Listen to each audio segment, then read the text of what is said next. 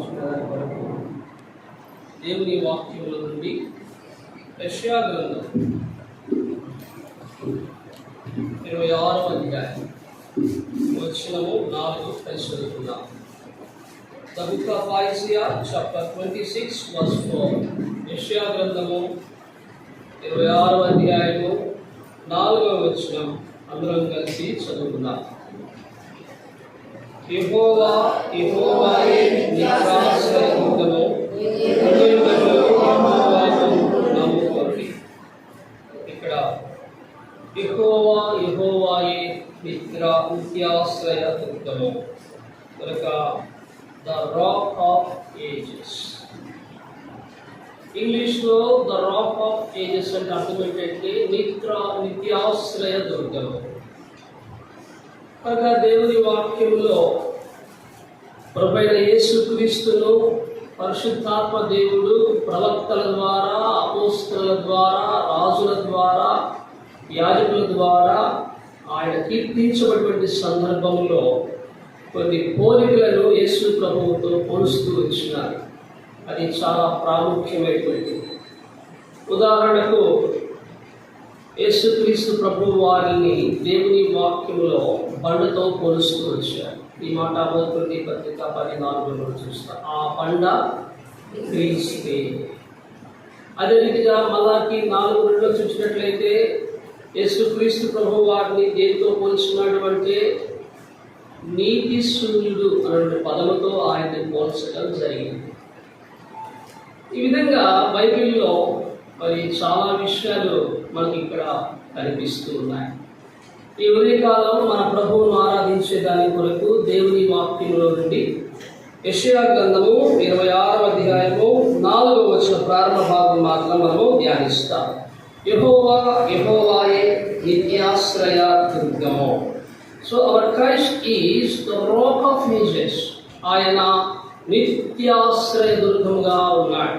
కనుక ఆయన ఆరాధించే దాని కొరకు ఒక 5 ప్రాముఖ్యమైన సంగతులు. ఆయన ఎలాంటి వాడిగా మనకున్నాడు. అదే రీతిగా మరొక మాట మనం చదువుకుంటాం. 1 Corinthians chapter 10 కొరింథీయులకు రాసిన మొదటి పత్రిక 10వ అధ్యాయము 4వ వచనం చివరి భాగం. 1 Corinthians chapter 10 verse 4 10వ అధ్యాయం 1 కొరింథీ పత్రిక 4వ వచనం చివరి భాగం. ఆ బండ క్రీస్తే. That rock was Christ. ఆ బండ క్రీస్తే. ఏ బండను ఆరాధించడానికి వచ్చినాము? క్రీస్తు ఒక బండగా మనకు ఉదయకాలంలో జ్ఞాపకం చేయబడుతున్నాడు.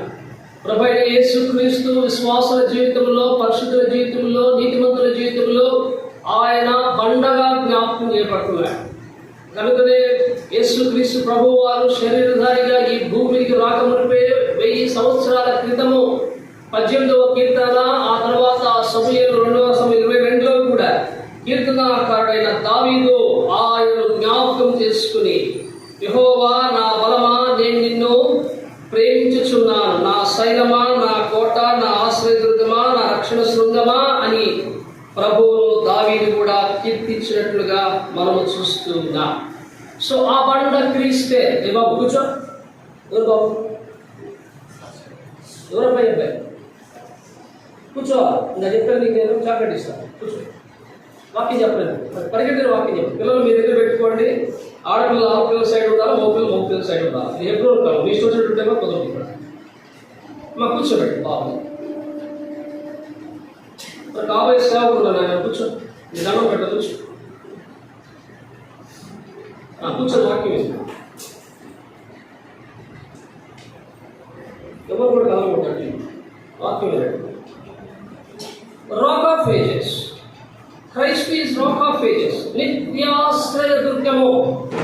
యేసుక్రీస్తు ప్రభువు వారు నిత్యాశ్రయ దుర్గముగా విశ్వాస జీవితంలో గొప్ప ఆత్మ సంబంధమైన దీవెనలు, ఆశీర్వాదాలను తీసుకొని వచ్చినాడు. ఆయన నిత్యాశ్రయ దుర్గంగా ఉండటానికి he became the spoken rock. Spoken rock అంటే అర్థం ఏంటంటే, spoken అంటే అర్థం ఏంటంటే మన కొరకు నలుగొట్టబడ్డాడు, చీల్చబడ్డాడు. అందుచేత యేసు ప్రభువును కూడా దావీదు ఆదిలోనే పరిశుద్ధాత్మ ద్వారా ఆయన ఏమైనాడో గ్రహించి, ఆయన దావీదు గొప్ప అనుభవంతో, గొప్ప గ్రహింపుతో, యెహోవా నా బలమా, నేను ప్రేమించుచున్నాను, నీవు నా రక్షణ శృంగము, నా శైలము, నా కోట, నా దుర్గము కేడమని ఆరాధించినాడు. క్రైస్ట్ ఈజ్ అవర్ బట్లర్, ఆయన మన కేడమై ఉన్నాడు. క్రైస్ట్ ఈజ్ అవర్ రోడ్, ఆయన మన బండయ్య ఉన్నాడు. Christ is our son of righteousness, అనగా ఆయన నీతి సూర్యుడై ఉన్నాడు. ఇంకా మనం పాడినా రెండవ పాట, ఏ పాట అది?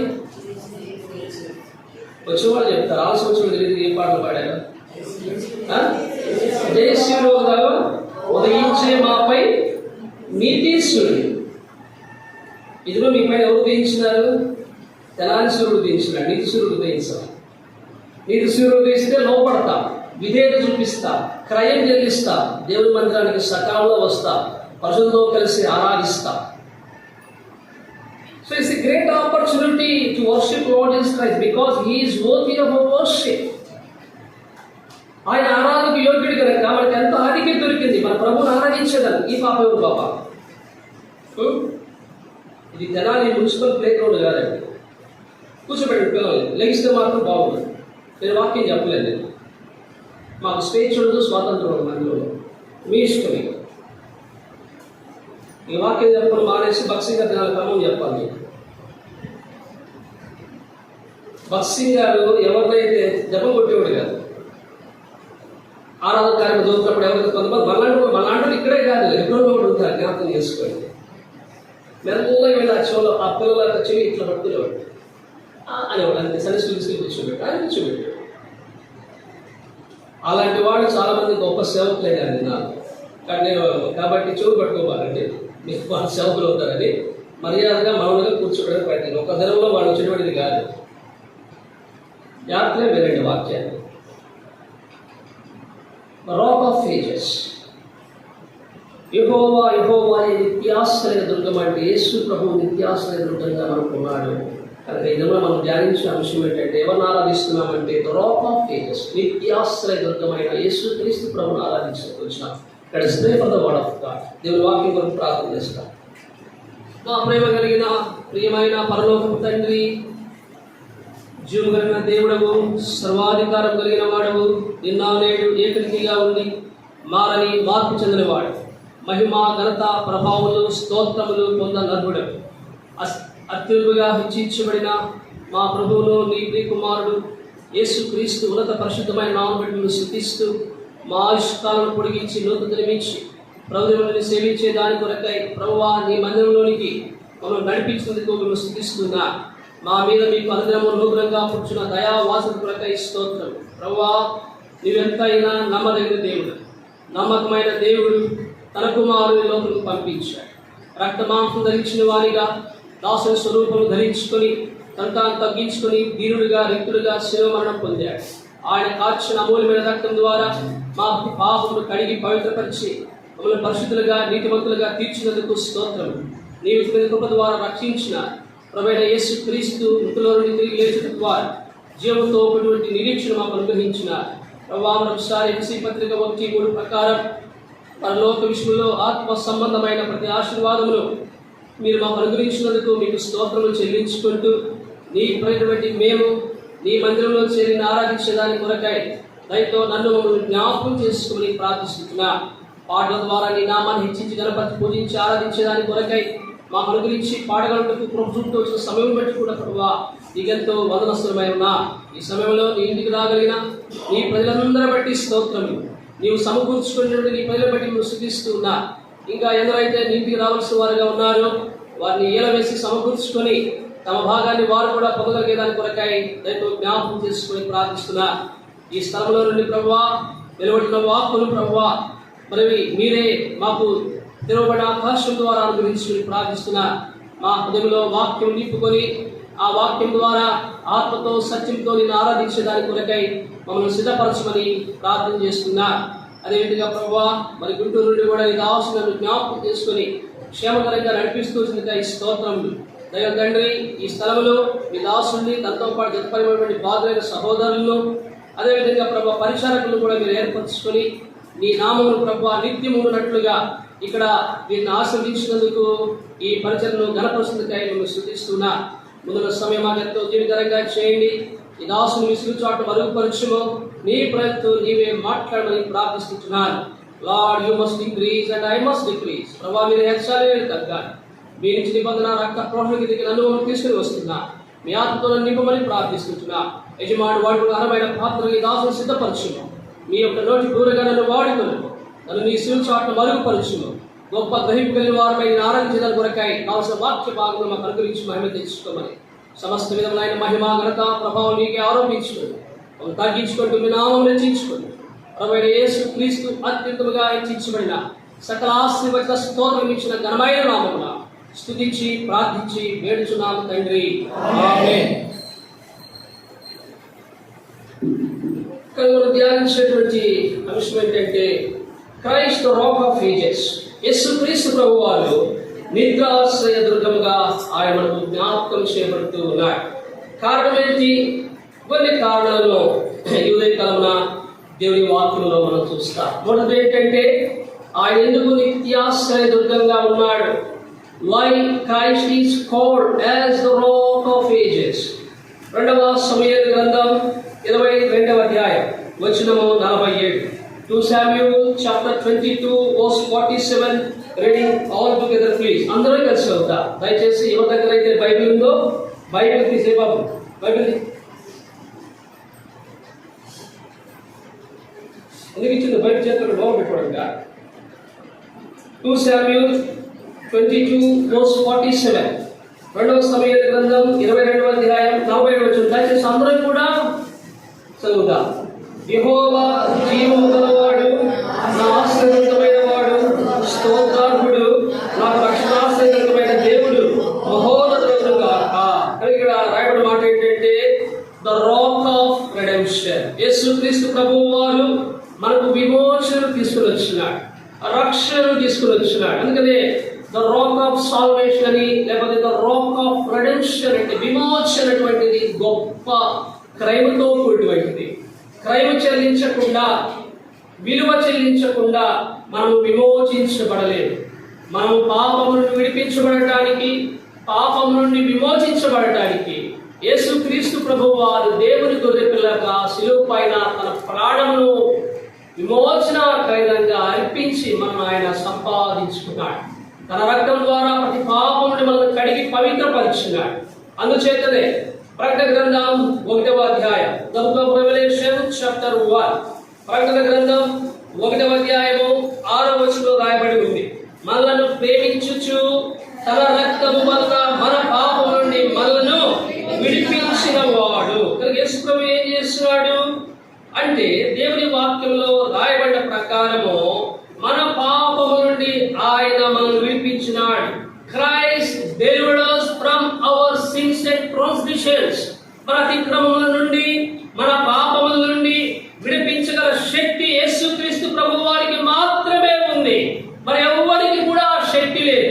మరి ఎవరు కూడా మానవులకు క్రైమ్ చెల్లించినటువంటి ఆధిక్యత కానీ, యోగ్యత కానీ, పరిశుద్ధత కానీ, విధేయత కానీ ఏ మానవునికి కూడా లేదు. అది ప్రవక్తల్లో లేదు, రాజుల్లో లేదు, అధికారుల్లో లేదు, యాజకుల్లో లేదు, ఎవరిలో లేదు. కానీ ఏ దేవుడైతే సమస్త మానవాళిని ప్రేమించి తన ఏకైక కుమారుడిని మన పాపం కొరకు ఈ లోకానికి పంపించినాడో ఆ కుమారుడు మన రక్షకుడు యేసు ప్రభువులోనే అంత గొప్ప ఆధిక్యత ఉంది కనుక ఆ విమోచన, ఆ రక్షణ యేసు ప్రభువులోనే మనకు కలిగింది.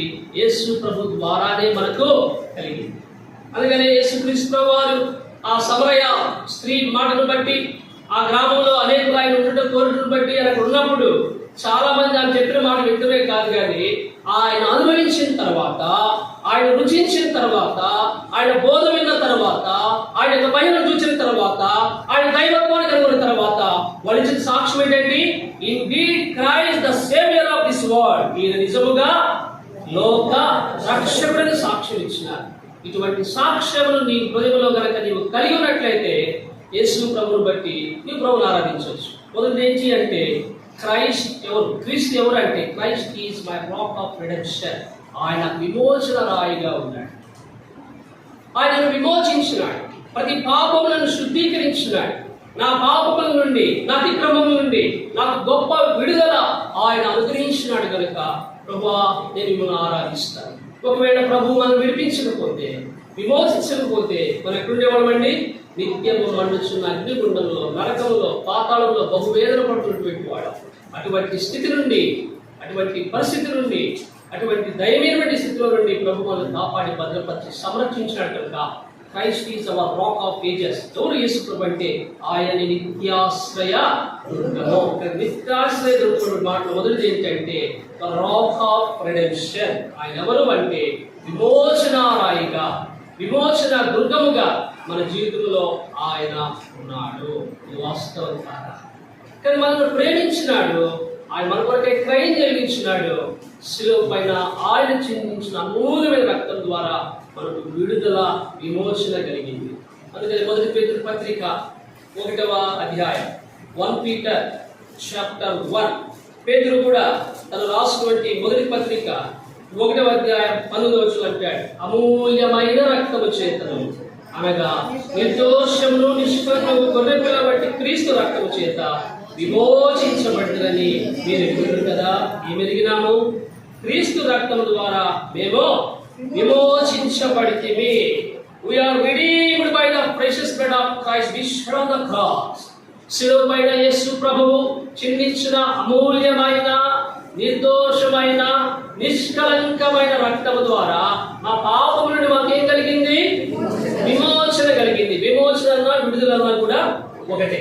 కాబట్టి డెలివరెన్స్ ఆర్ రెడెంప్షన్, ఆత్మీయ భాషలో రెడెంప్షన్ అంటారు. డెలివరెన్స్ విమోచన, విడుదల కలిగింది. దేని నుండి కలిగింది? పాపముల నుండి. ఎవరు చేశారు విడుదల? యేసు ప్రభు చేశాడు. ఆయన నాకేమై ఉన్నాడు? The rock of redemption. కనుక 2వ సమూయేలు గ్రంథం 22:47లో నాకు రక్షణాశ్రయ దుర్గమైన దేవుడు is rock of my salvation. ఆయన నాకు రక్షణాశ్రయ దుర్గముగా, నా రక్షణ కొరకై, నా విడుదల కొరకై, నా విమోచన కొరకై క్రీస్తు క్రయము శిలువ పైన చెల్లించబడింది. నాకు విడుదల, విమోచన కలిగింది. ఇది మొదటి. రెండవదిగా చూస్తూ వచ్చినట్లయితే కీర్తనలు 18వ కీర్తన వచనం 2, Psalms 18:2. Psalm 18:2 18వ కీర్తన 2వ వచనం, యెహోవా నా శైలము, నా కోట, నన్ను రక్షించువాడు, నా కేడము, నా రక్షణ శృంగము, నా ఉన్నత దుర్గము, నా దేవుడు నేను ఆశ్రయించి ఉన్న నా దుర్గం. ఏ దుర్గం అంటే నేను ఆశ్రయించి ఉన్న నా దుర్గం. దీనికి ఏ పేరు పెట్టుకుందాం? The rock of refuge. అది ఆశ్రయ దుర్గము. చెప్పండి, ఆయన ఎవరండి? ఆశ్రయ దుర్గము. ఆశ్రయ దుర్గాలు ఎన్ని ఉన్నాయి బైబిల్లో తెలుసా? ఆశ్రయ దుర్గం, ఆశ్రయపురములు ఎన్ని ఉన్నాయి? 6 ఉన్నాయి. 6 ఎక్కడ ఉన్నాయి? ఇప్పుడే చెప్తాయి కదా, బైబిల్లోనే ఉన్నాయి. జియోగ్రాఫికల్ గా ఇజ్రాయెల్ దేశంలో ఆ దినాల్లో ఉండిపోయింది. యోర్దానికల 3, యోర్దానవతల. కనుక వాటి విషయం ఏంటంటే అది పాపికి ఆశ్రయం కల్పించినటువంటి దుర్గం, పాపికి క్షేమము, భద్రత కల్పించినటువంటి దుర్గములు ఆశ్రయపురములు, ఆశ్రయ దుర్గం ఉంటాయి. యెహోవా నామం బలమైన దుర్గము, నీతిమంతులందరినీ ప్రవేశించి ఎట్లా ఉంటాడు? ఎక్కడుందన్నమాట? సామెతల గ్రంథం. Let us turn to the Proverbs chapter 18:10. సామెతల గ్రంథము 18వ అధ్యాయము వచనం 10 తీసుకువాలి. ఎవరైనా బిగ్గరగా స్పష్టంగా ఒకరు, యెహోవా నామము బలమైన దుర్గము, నీతిమంతుడు అందులోనికి ప్రవేశించి సురక్షితంగా ఉంటాడు. ఇప్పుడు చెప్పండి, యేసు ప్రభు ఎవరు? మన ఆశ్రయ దుర్గము. గట్టి చెప్పాలి. యేసు ప్రభు ఎవరు? నా ఆశ్రయ దుర్గము.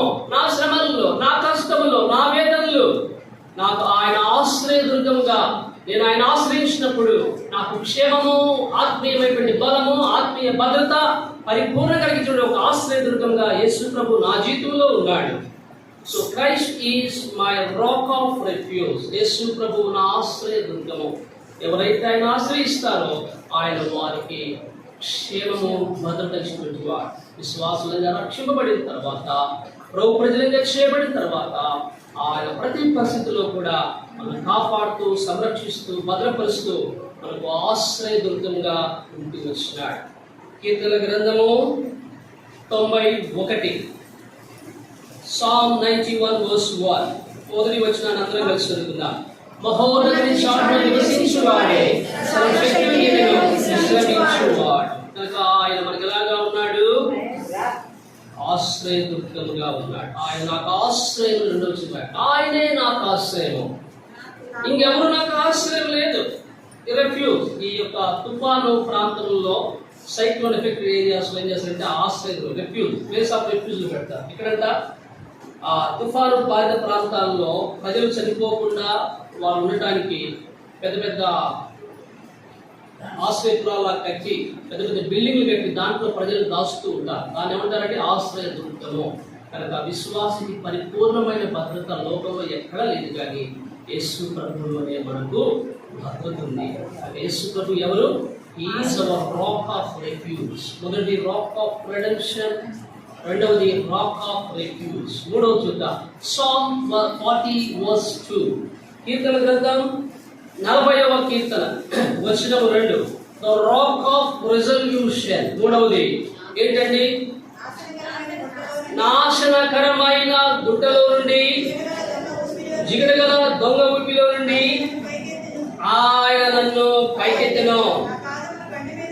నా పాదములు బండ మీద నిలిపి ఏం చేస్తున్నాడు? ఆయన నా అడుగులను స్థిరపరిచినాడు. కనుక ఇక్కడ కీర్తనాకారుడు దావీదు అంటాడు ఈ మాట, జిగటగల దొంగ ఊపి, నాశనకరమైన గుంట పాపమునకు సాదృశ్యంగా ఉంది. పాపం అనే ఊపిలో మనము కూరుకుపోతూ ఉన్నప్పుడు ఏమాత్రం కూడా పైకి మనము రానటువంటి స్థితి ఈ యొక్క జిగటగల దొంగ ఊపి. కనుక ఈ ఊపిలో నుండి ప్రభు ఏం చేస్తున్నాడు? నన్ను పైకెత్తి నా పాదములు దేని మీద నిలిపినాడు? బండ మీద నిలిపినాడు. బండ అంటే ఏంటి? దేనికి జ్ఞాపకం చేస్తుంది? It speaks of stability and steadfastness and strength. ఇది బలానికి, స్థిరత్వానికి సాదృశ్యంగా ఉంది. ఎప్పుడైతే జిగటగల దొంగ ఊపిలో మన పాదముల కింద మనం పట్టు దొరకక మనం ఇంకను దిగజారిపోయే పరిస్థితిలో ఉన్నప్పుడు ఆయనే పైకి లేవనెత్తి ఆ బండపై నిలిపినాడు. ఆ బండ ఎవరు? మొదటి కొరింథీ పత్రిక 10:4 ప్రకారం దట్ రాక్ ఈజ్ క్రైస్ట్. ఆ బండ ఎవరో కాదు, యేసుక్రీస్తు ప్రభువే ఆ బండ. ఆ బండ పైన నిలిపడం ద్వారా నాకు క్షేమం కలిగింది, నాకు బలం కలిగింది, నా జీవితంలో స్థిరత్వం వచ్చింది. పాపం నుండి సంపూర్తిగా నేను విడిపించబడి, తప్పించబడి యేసు ప్రభువులో నేను బలమును, శక్తిని పొందుతూ వచ్చిన. ఇది ఎంత గొప్ప మాట. కనుక కీర్తనాకారుడు దావీదు తన అనుభవం అంటాడు, జిగటగల దొంగ ఊపిలో నుండి, నాశనకరమైన గుంటలో నుండి ఆయన నన్ను పైకెత్తెను. పైకెత్తి ఏం చేశాడు? నా పాదములు బండ మీద నిలిపి. He set my feet upon a rock. ఒక బండ మీద నిలిపాడు. అదే మన భారతదేశం ఇటువంటి బండ్లు అనుకోండి. భారతదేశంలో ఇలాంటి బండ్లు చాలా ఉన్నాయి. హైదరాబాద్లో ఎల్లమ్మ బండలు ప్రాంతం. ఆ బండకి చాలా మంది వెళ్ళి అక్కడ గుడి కట్టి చాలా మంది ఆరాధిస్తారు. ఆ గుడి కొంచెం దూరంలో మన మందిరం సోమాజిపేట మహాభారత ప్రార్థనా మందిరం బ్రాంచ్ ఉంటుంది. మీరు వెలాక బ్రాంచ్ ఎట్లా మీ మందిరం, వాళ్ళకి ఒక బ్రాంచ్ ఎక్కడ ఒకసారి కంపెనీ మీటింగ్కి నేను వెళ్ళాను. ఏ బ్రదర్, ఏది ఏ బ్రదర్ అంటే ఎల్లమ్మ బండ బ్రదర్ అన్న. ఏ బండ? వాళ్ళ బండ చాలా ఉన్నాయి. వీరమ్మ బండ, రూతమ్మ బండ, సమాధానమ్మ బండ. ఈ బండ్ల కనుక ఉన్నట్లయితే వాటికి పూజ చేసి ప్రజలు ఆరాధిస్తారు. నిజమైన బండ క్రీస్తు. పాపి పడిపోయినప్పుడు, పతనమైపోయినప్పుడు, జిగటగల దొంగ ఊపిలో కూరుకుపోతూ ఉన్నప్పుడు, ఏ ధర్మశాస్త్రం కూడా మానవుని రక్షించలేని స్థితిలో ఉన్నప్పుడు 2024 సంవత్సరాల క్రితం దేవాది దేవుడు, సర్వలోక సృష్టికర్త, సమస్త మానవాళి పాపం కొరకు ఈ లోకానికి శరీరధారిగా వచ్చి నీ కొరకు, నా కొరకు మరణించి తిరిగి లేచినాడు. ఆ బండెవరు? క్రీస్తే. ఇప్పుడు ఎవరిని ఆరాధించడానికి వచ్చినా, క్రీస్తు అనే బండను ఆరాధించడానికి వచ్చినా ఒక తీర్మానం చేసుకుంటున్నాం ఏంటంటే, క్రీస్తే నా జీవితంలో ఎలాంటి బండగా ఉన్నాడు? ఆయన నా పాదములు తన మీద నిలుపుకొని నాకు శక్తిని, స్థిరత్వముని ఇచ్చి ప్రభువులో సాగిపోవటానికి ఆయనను జ్ఞాపకం చేసుకున్నాడు. ఆ బండెవరో కాదు, యేసు ప్రభువే కనుక నేను ఆయనను ఆరాధిస్తాను. నా శైలమా, నా కోట, నా రక్షణ శృంగమా, నా తీరమా, నేను ఆరాధిస్తాను. ఎంతమంది మీ ప్రభువును ఆరాధిస్తుండవచ్చు? గొప్ప గ్రహింపు అవసరం. ఈనాడు సమాజంలో చూస్తూ ఉన్నాం. మన సమాజంలో, మన అసెంబ్లీస్లో ఆరాధన వాక్యం చాలా చక్కగా వింటారు. ఆరాధన వచ్చే లోపలికి సూపర్ రికార్డ్ ప్లే చేస్తారు. ఆ దినమన్నా ప్రభు తన దాసుల ద్వారా ఏదైతే వర్తమానం ఇచ్చాడో ఆ వర్తమానం బట్టి ఆరాధన చేయదు. అలాంటి వాడు ఇక్కడ ఉన్నారో నాకేం తెలియదు. కానీ ఏం చేస్తారు తెలుసా? ఈ బండ సంగతి పక్కన పెట్టి ఇంకేదో అంశం తీసుకుంటారు. వాళ్ళ మెమొరీ పవర్ ఉంటుంది. ఆ మెమొరీ పవర్లో ఏదైతే ఆ దూరుందో దాన్ని బట్టే ప్రభుని ఆరాధిస్తారు. 1957 బక్సింగ్ గారు వచ్చారు, వాక్యం చెప్పావు, నేను రక్షణ పొందినాను, ప్రభు వాగ్దానం ఇచ్చావు. ఇది కాదు కావాల్సినటువంటి, అది సాక్ష్యం అంటారు దాని ఆరాధన. ప్రభు నన్ను ఏం చేసావు, నన్ను రక్షించినావు, నువ్వు నాకు ఏమై ఉన్నావు, అది మనం గ్రహింపు కలిగి ఆరాధన చేయాలి. ఇటువంటి గ్రహింపుతో కూడిన ఆరాధనలు ఈనాడు మన మందిరాల్లో చాలా మంది తగ్గిపోయింది. సేవకుడు లేకపోతే బోధకుడు లేకపోతే వర్తమానికుడు లేదా దేవుడి దాసుడు వచ్చి ఏ వర్తమానం ఇచ్చినాడు ఆ వర్తమానం బట్టి చాలా మంది ఆరాధించడం లేదు. They are showing their speciality among the people of God. దేవుడి ప్రజల మధ్యలో తమ ప్రత్యేకం చూపించుకున్నారు. నాకు అది తెలుసు, ఇది తెలుసు, ఏం తెలుసు, వాటి ఒక్కొక్క అంశం బట్టి అతను ప్రభు మనతో మాట్లాడుతూ ఉంటాడు. ఇద్దరు అంశం ఏంటి? ఆ బండ క్రీస్తు, రాక్ ఆఫ్ ఏజెస్, నిత్యాశ్రయ దుర్గం యేసు మన జీవితంలో ఉన్నాడు. మరొక దిన ప్రభు తన దాసు ద్వారా మాట్లాడితే ఆయన నిత్యసూరుడిగా మన జీవితం ఏం చేశాడు, దాన్ని బట్టి మనం ప్రభుని ఆరాధించవచ్చు. మరి ఈ దిన మనకి ఏం కావాలా? ఆయన ఏమై ఉన్నాడు నా జీవితం అంటే క్రీస్తు బండగా ఉన్నాడు. మొదటిది ఏంటి? రాక్ ఆఫ్ రెడెంప్షన్, విమోచన దుర్గముగా, రక్షణ శృంగముగా ఆయన ఉన్నాడు. రెండోది ఏం చూసాము? ద రాక్ ఆఫ్ రెఫ్యూజ్, ఆశ్రయ దుర్గంగా ఆయన మనకు జ్ఞాపకం చేయబడుతున్నాడు. మూడోది ఏంటి? ద రాక్ ఆఫ్ రెజల్యూషన్, ఆయన తీర్మానం బండ. ఏంటి అంటే నా బండ క్రీస్తే, నన్ను దాని మీద నిలుపుకున్నాడు, నా అడుగులు స్థిరపరిచినాడు, నా పాదములు నిలిపినాడు, నేను జారిపోకుండా ఆయన నాకు సహాయం చేసినాడు. ఎంత గొప్ప ప్రభువు మన ప్రభు పైన చూపించినాడు. నాలుగులో చూస్తా యెషయా గ్రంథం, ద బుక్ ఆఫ్ ఐజియా. యెషయా గ్రంథంలో మరొక మాట రాయబడింది, 32 chapter 32 verse 2. The book of Isaiah chapter 32 verse 2. యెషయా గ్రంథం 32వ అధ్యాయం 2వ వచనం. తీసుకునే చదవచ్చు.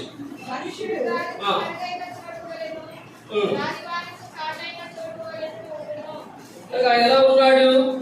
మనుష్యుడు గాలికి మరుగైన చోటు వలెను, గాలివానకు చాటైన చోటు వలెను ఉండును. ఎండిన చోట నీళ్ల వలెను, అలసట పుట్టించు దేశమున గొప్ప బండ నీడ వలెను ఉండును. ఎవరు? నీతిని బట్టి రాజ్య పరిపాలన చేయు రాజు. ఈ పేరేంటి? ద రైచియస్ కింగ్, నీతి పరుడైన రాజు. చెప్పండి, ఏ రాజు అండి? నీతి పరుడైన రాజు. అందుకని ఇదిగో సియోను కుమారి ఉల్లసించు సంతోషం, నీ రాజు ధీరుడై సాత్వికుడై ఏమిటి వస్తున్నాడు? గాడిద పిల్లలు ఎక్కి నీ ఎద్దకు వస్తున్నాడు. ఎవరండి రాజు? నీతి పరుడు. The righteous king only Jesus Christ. Yesu ప్రభువు మాత్రమే నీతి కలిగినటువంటి రాజు. మరి ఏ రాజు కూడా నీతి కలిగిన వాడుగా లేడు. పరిశుద్ధుడైనటువంటి రాజు ఎవరు? యేసు ప్రభువే. మహిమగల రాజు ఎవరు? యేసు ప్రభువే. ఆయన రాజుగా కీర్తించబడ్డాడు. 24వ కీర్తనలో రాయబడింది, మహిమగల రాజు ప్రవేశించినాడు కాబట్టి గుమ్మలను ఎదురు రాయబడింది. ఇక్కడ ఆయనకు అనేకటువంటి పేర్లు ఇవ్వబడ్డాయి. దాంట్లో పేరంటే నీతి పరుడైన రాజు, ద రైచియస్ కింగ్. కనుక ఆయన నీతి సమాధానమైనటువంటి రాజు. అందుకనే షాలేము రాజుని కూడా యేసు ప్రభువుకు పేరుంది. కనుక ఇటువంటి శ్రేష్టమైనటువంటి ఆయన రాజకీయంలోనికి మనం రాగలగాలి అంటే ఆయన సొంత రక్షణగా అంగీకరించి ఆయన ద్వారా కలిగిన మేలు కొరకై మనం ఆయన ఆరాధించినటువంటి వారంగా ఉండాలి. కనుక ఇక్కడ 32వ అధ్యాయం యెషయా గ్రంథం 2వ వచనం చివరి భాగంలో అలసట పుట్టించు దేశమున్న గొప్ప బండ నీడవలే ఉండును అంటే దీనికి అర్థం ఏంటో తెలుసా? The rock of restoration. ఆయన సమకూర్చినటువంటి బండగా ఉన్నాడు, మనం సమకూరుస్తాడు. ఆయన నాకు సెలవిచ్చినటువంటి వాడుగా ఉన్నాడు.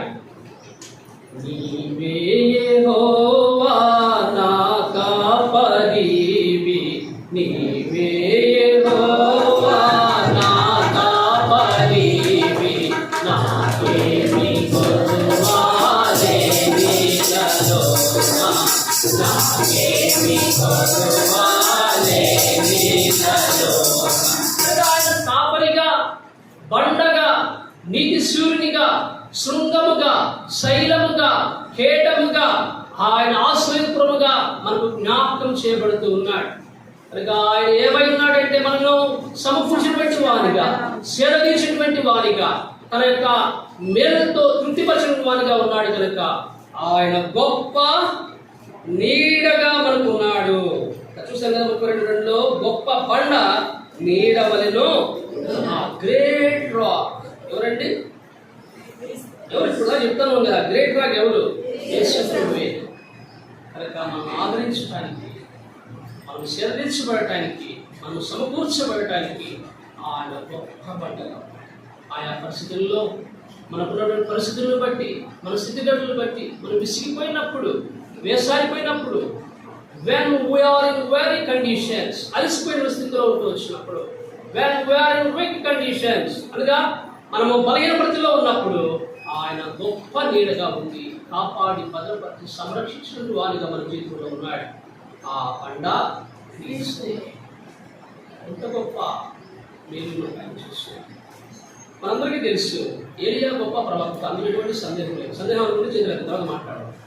ఏలియా ఎవరు? అవును, ప్రవక్త, గొప్ప ప్రవక్త, గొప్ప ప్రవక్త. పరిశుద్ధాత్మ ఏలియా గురించి ఏం రాశాడు? మనం అనుకుంటాం గొప్ప ప్రవక్త, గొప్ప ప్రవక్త, చాలా గొప్పవాడండి ఏలియా అంట. కానీ బైబిల్లో ఏం రాయబడింది? యాకోబు పత్రికలో ఏమంటాడు? ఏలియా మన వంటి. ఏంటి మన స్వభావం ఏంటి? నాకు అర్థం కాదు. మీరు చెప్తారా నాకు? ఏంటి మన స్వభావం ఏంటి? మన స్వభావం ఏంటి? పాపం. మనకు గుర్తొచ్చేది మొట్టమొదటి పాపం. ఏసులో విడిపించినా కూడా మనకు గుర్తొచ్చే స్వభావం ఏంటంటే చాలా మంది దగ్గర మొదట పాపమే, అదే గుర్తొస్తుంది. ఏంటో దాని గొప్పదిగా పాపము పాపము పాపం, అది చచ్చేలా వదిలిపెట్టడం. మనలాంటి స్వభావం అంటే మనలాంటి బలహీనతలు ఉన్నాయి. మొదటి రాజుల గ్రంథంలో మనందరికీ బాగా తెలుసు, కర్మేలు పర్వతం మీద గొప్ప విజయాన్ని పొందుతాడు ఏలియా. ఇశ్రాయేలుకు ఒక గొప్ప రివైవల్ కలుగుతుంది, రివైవల్ అంటే ఉజ్జీవం కలుగుతుంది. అటువంటి ఏలియా గొప్ప మార్పును, దేవుని కృపను బట్టి, దేవుని ఏర్పాటు బట్టి ఇశ్రాయేలు తీసుకుని వస్తే వెంటనే యెజబెల్ వాట్సాప్ SMS పంపించింది. అంటే ఇప్పుడు వాట్సాప్ ఉన్నాయి కదా, వాట్సాప్ SMS చూశాడు. యెజబెల్ అని వచ్చింది. ఏంటో యెజబెల్ వస్తే SMS పంపించి SMS ఓపెన్ చేశాడు. ఏమని చెప్పిందంట? I will kill you tomorrow morning అని SMS పెట్టింది. ఎక్కడ మీకు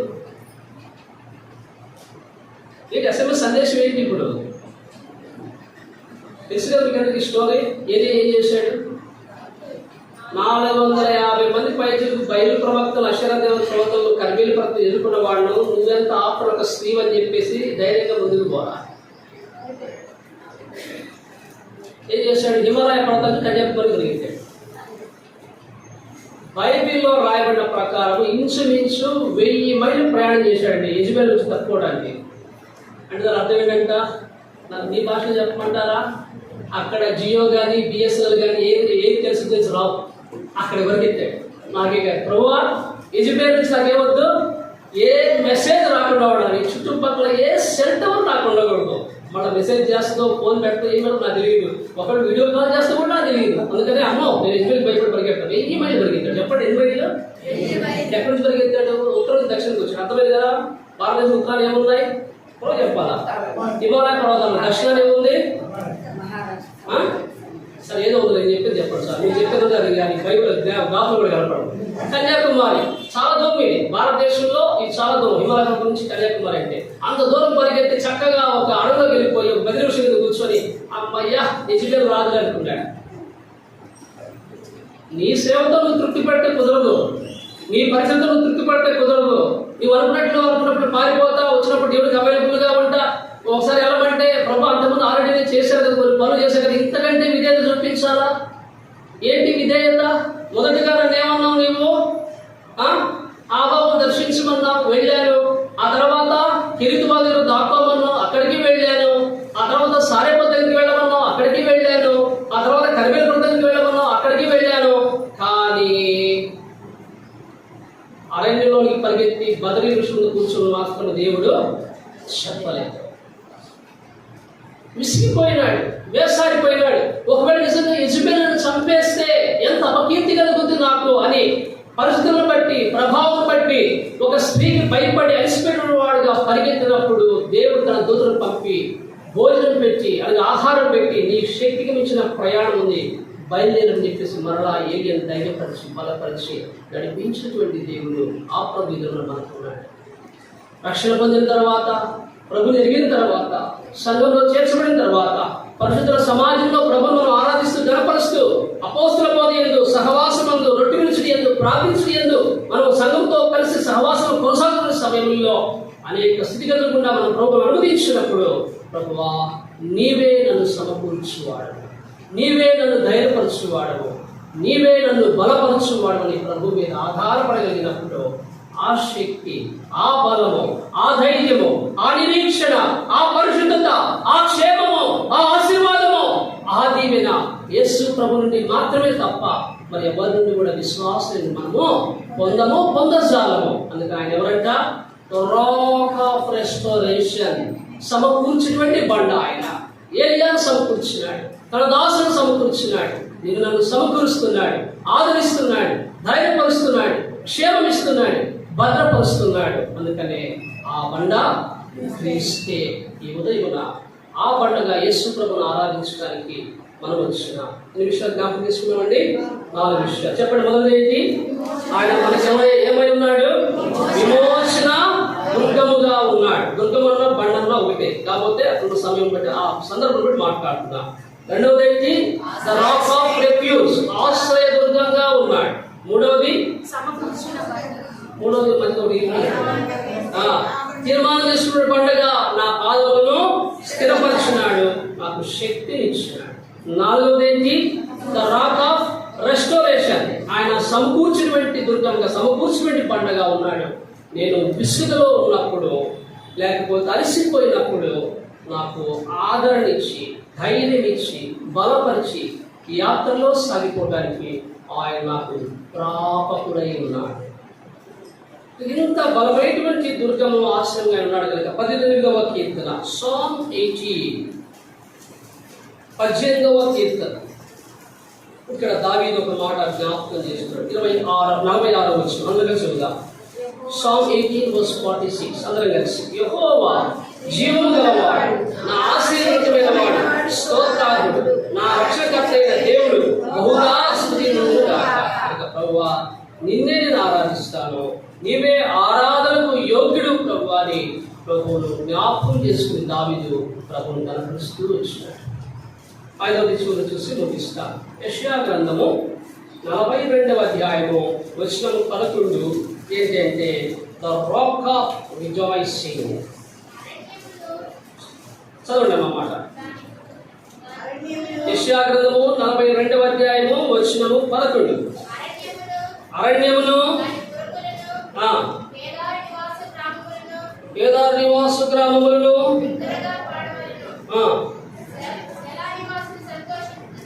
సంతోషించుగాక, పర్వత శిఖరముల నుండి వారు కేకలు వేదురుగాక అని రాయబడింది. Let the inhabitants of the rock Singh.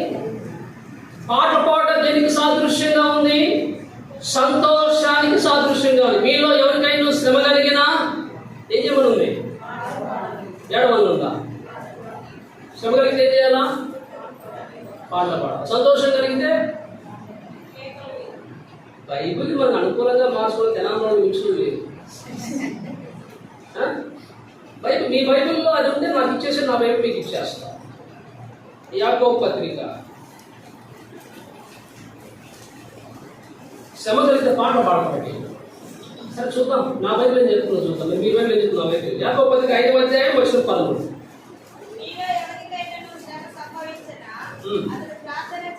మీరేం చెప్పారండి? ఓకే, ఇది బేదయ్య మధ్యలో బెరక బేదయ్య పాటలు పాడకూడదు. బహుశా పౌలు ఏం నేర్పించాడు? శ్రమ కలిగితే ప్రార్థన చేయడం బదులు అన్నాడు. సంతోషం కలిగితే, ఇప్పుడు సంతోషం అనిపించిన వాళ్ళు ఏం పాడతారు?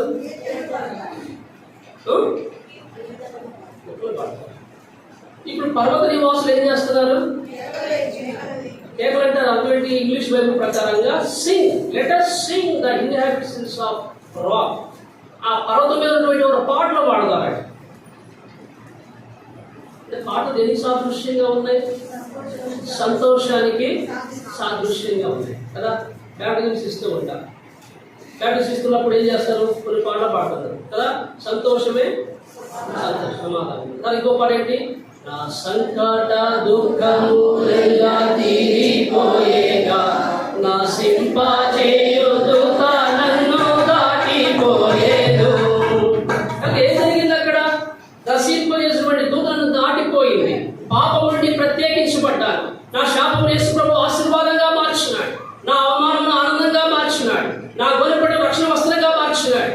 నా తలపొరపడి బట్టి నాకు ఇచ్చినటువంటి ఆ శ్రేష్టమైన రక్షణ కొరకై నేను స్తుతిస్తున్నాను ప్రభువా. నా సంకటము నా దుఃఖము తీరిపోయినాయి. నశింపజేయ దూత నన్ను దాటిపోయినప్పుడు నేను ఏం చేస్తాను? ఇంకా నేను ఫరోకు దాసుడను కాను.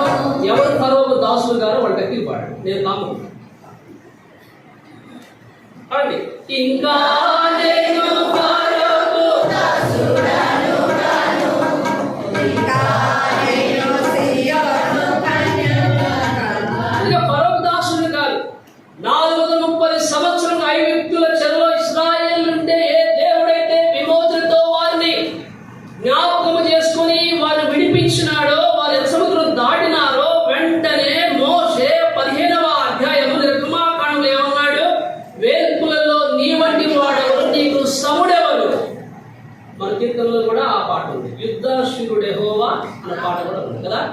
కాబట్టి ఇక్కడ ఆయన నాకు ఇచ్చినటువంటి ఆ శ్రేష్టమైనటువంటి రక్షణ విమోచన ఎంత గొప్పదంటే దాన్ని బట్టి నేను చేస్తాను. నేను స్తుతించడానికి కారకుడెవరు? యేసు ప్రభు. నేను ఆరాధించడానికి కారకుడెవరు? యేసు ప్రభు. నేను కృతజ్ఞతలు చెల్లించడానికి కారకుడెవరు? యేసు ప్రభు. నా రక్షణకు కారకుడెవరు? యేసు ప్రభు. నా స్వస్థతకు కారకుడెవరు? యేసు ప్రభు. రాబోదినముల్లో నేను ఆయన నిరీక్షణ బట్టి పర్వతరాజు ఆయనతో పాటు సదాకాలం ఉంటాను దానికి కారకుడెవరు?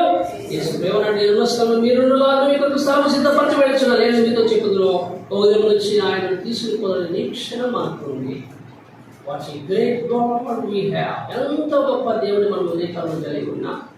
అందుకని చివరిగా మనం చూస్తున్నాము యెషయా గ్రంథము 42వ అధ్యాయము వచనము 11లో ద రాక్ ఆఫ్ రిజాయిసింగ్.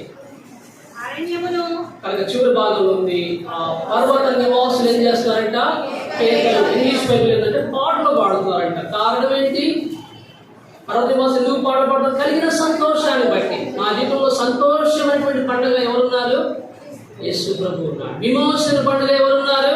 యేసు ప్రభు ఉన్నాడు. సమకూర్చినటువంటి పండుగ ఎవరున్నారు? యేసు ప్రభు. నేను తీర్మానం చేసుకోవడానికి పండుగ ఎవరున్నారు? యేసు ప్రభు ఉన్నాడు. యేసు ప్రభువే నాకు ఆశ్రయ దుర్గము. అందుచేతనే మొదటి కొరింథీ పత్రిక 10:4 చివరిలో రాయబడింది. ఇప్పుడు మన జీవితంలో ఆయన ఏమై ఉన్నాడు?